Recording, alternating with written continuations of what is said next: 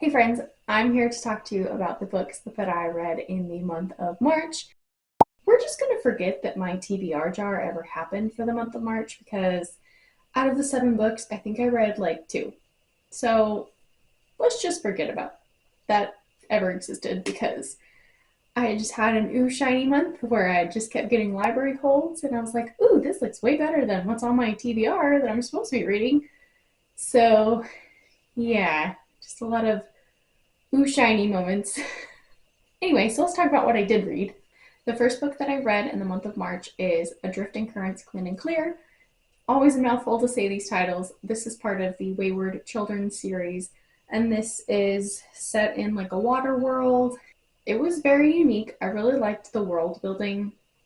There is disability representation in the story, and I really enjoyed that aspect of it. I ended up giving this book a 4.5 stars. If you don't know, the Wayward Children series is about these children that find doorways to other worlds, and some of the series is set in our world where they are brought back or come back inadvertently, and they have to basically live with everybody telling them that they're crazy because they went to these other worlds. And they go to this children's home. There's a woman that runs this house, and she had gone through a doorway when she was younger as well. So she understands where these children are coming from and how to help them. Some of these other books are set in the Wayward worlds, and this book particularly was set in a Wayward world. The next book that I read is Final Girls by Riley Sager. I finally finished his backlist. I'm so happy. I think he has another book coming out this year, but I will read it when it comes out. So, Final Girls is about this woman, and she survives this vacation where all of her friends were murdered. Traditional, like, cabin in the woods status, where they go on vacation, everybody's murdered. She's the only one that gets away. She's labeled a final girl. There are other final girls, and they're very famous in the media. And all of a sudden, she gets this notification from one of them, and she's like, we really need to talk. And then she turns up dead the next day. And so our main character, Quincy, is like, what is going on?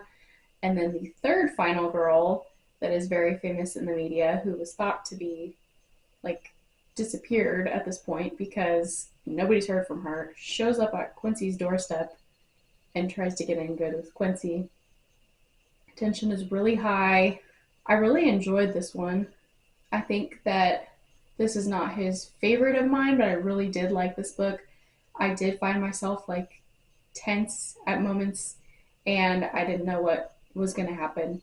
I gave this book a 4 stars. The next book that I read is Powerful. This is the companion novel to Powerless, and we follow two side characters from Powerless in this novel. It's kind of their like little love story, and it was cute until it wasn't. If you know, you know. I ended up giving this book a 4 stars. The next book that I read was Spy Family Volume 13. This just came out. I actually think it was published in Japan last year, but it was just translated. Spy Family is just as it sounds like. We follow Twilight, who is a spy. He is married to a woman, and she's an assassin. They don't know what the other one does, and they have an adoptive daughter, and the daughter is a telepath. So she kind of knows a little bit of everything that's going on, but obviously doesn't want to ruin anything, so she's just along for the ride. And I find the series super delightful. There is a TV series, and season 3 comes out in October. I'm really excited about that. But I have officially been caught up on this graphic novel series until they publish more. I ended up giving Spy Family Volume 13 a 5 stars. I thought it was really good. It added some more characters to the story, and I really enjoyed that. The next book that I read is But Everyone Feels This Way by Paige Layla.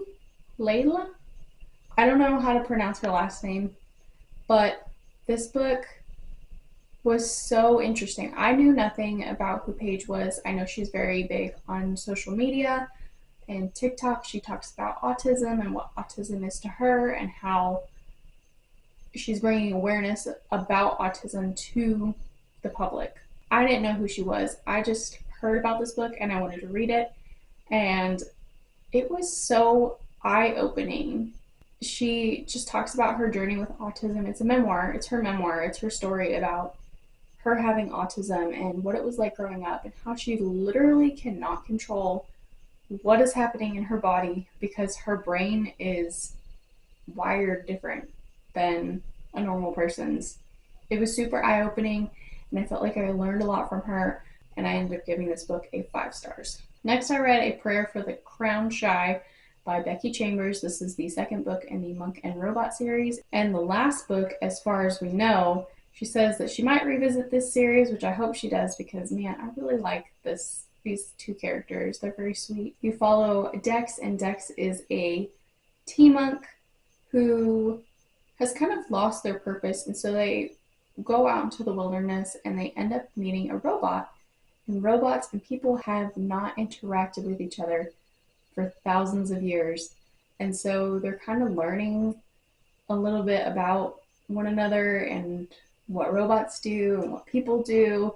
And it's just really cute to see all their interactions. And in this book, continuing from the first book, they decide to go back to civilization, and our robot friend comes with Dex. It's really entertaining. It's like a warm, cozy hug. I really like these books. I gave it a 4-star. The next book I actually did a reading vlog for. It's called In an Instant. In an Instant is about a girl named Finn, and her family get into a car accident. She ends up passing away, and she is now a spirit, and she is kind of watching her family go through the motions and dealing with the aftermath of her death and this traumatic accident. I didn't find many of the characters in this book very enjoyable to read about, so I'm very thankful that we were kind of like Finn, kind of like looking down on them and not stuck in these characters' heads because that would have been insufferable. But I do think that this book left a lot of questions unanswered, and I only ended up giving it a 3.5 stars. But if you want to see more details about this, you can go watch my traveling annotated books vlog. The next book, and I'm so glad I finally read this, is Onyx Storm. I don't even feel like I need to talk about this book. This is the third book in the Empyrean series, followed by Fourth Wing and Iron Flame, and it was good. It was really good. Was it perfect? No. I still liked it a lot. I think that it was adventurous and action-packed, and I was on the edge of my seat for some of this book, and I just can't wait for the next installment because what the hell is going to happen? I'm so nervous for these characters. Every time I read these books, I'm just so nervous for them. I gave Onyx Storm a 4.5 stars. The next book that I read is the New Mexico Book of the Undead. I thought I was going to like this book more than I did. It tells stories from New Mexican culture, and it almost blends multiple stories together into one, and I didn't really like that because it felt disjointed. There's pictures in here, for instance, like there's this little girl with a bird on her arm, and then on the next page, there's another little girl with a doll. I felt like he tried to fit the story to the pictures instead of finding actual pictures or illustrations that would fit the story. Does that make sense? I felt like it was all over the place. And then it mentions a lot of historic sites from New Mexico in here. And of course I'm going to look it up on a map. Duh. And some of these places were like 4 hours apart by car, and he's saying that it only took them like a day to walk to it, and I'm like, dude, come on now. Like, they're hours apart driving. It's going to take days across mountains walking, and you're telling me that it took him a few hours? Like, I don't know. I was just disappointed in this book. Hopefully the next haunted book that I read will be a little bit better. And the last book that I read for the month of March is Chosen by Shade Owens. This book I was getting like targeted ads for it on Instagram, and it was pitched as Hunger Game meets The Handmaid's Tale. I was like, oh, two books that I really like. I'm going to pick this up. Y'all, when I say that it's not lying, there's basically like a reaping, but I don't even remember what they called it.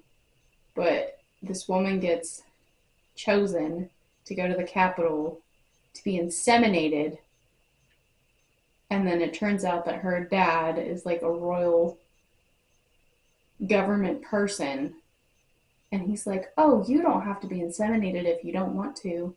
Just agree to work with me on stuff. I don't know. It's a series. This is only the first book. I don't even know if it'd be worth continuing the series, but I haven't decided yet. I ended up giving this book a 3 stars.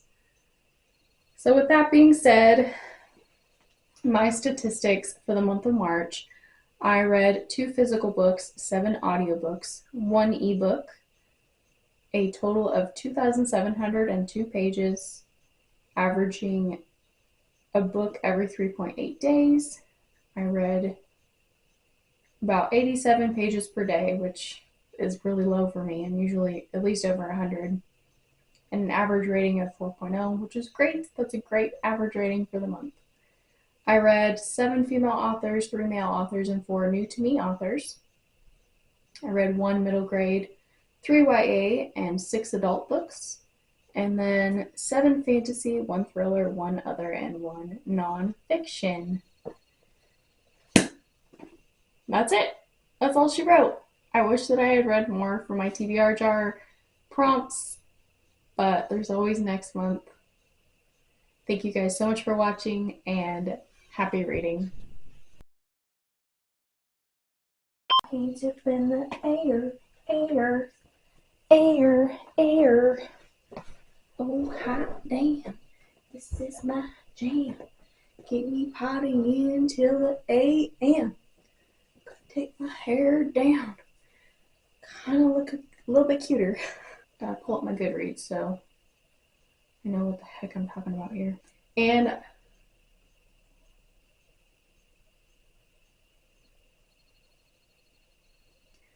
so Final Girls, I don't remember what this one is about. Hold on. Yeah, so this is following a family. I feel like I talk about these books all the time. Okay, how many times am I going to say it, Abby?